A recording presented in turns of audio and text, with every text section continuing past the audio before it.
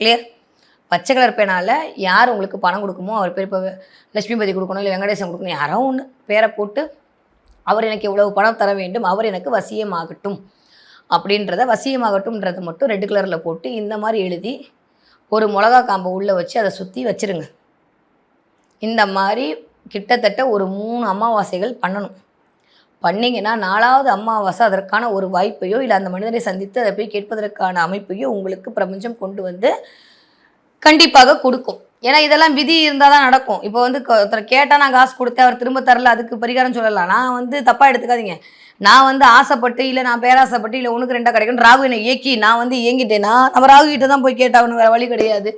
அதனால இந்த மாதிரியான தாந்திரிக பரிகாரத்தை நீங்கள் மேற்கொள்ளும் போது அப்படி இருக்கக்கூடிய பணம் என்பது வந்துவிடும். ஓகே, அடுத்து நான் வந்து கொடுக்க வேணான்னு தான் நினச்சேன். ஆனால் நைட்டு வந்து அவங்கக்கிட்ட பேசினாங்க. ஆனால் காலையில் பார்த்தா எந்திரிச்சு கொடுத்துட்டேன். கொடுத்த பிறகு நான் உட்காந்து யோசித்தேன், ஏதோ ஒன்று பண்ணிட்டாங்களோ, இல்லை பணம் கொடுத்ததுலேருந்து எனக்கு ஏதோ சரியில்லையே,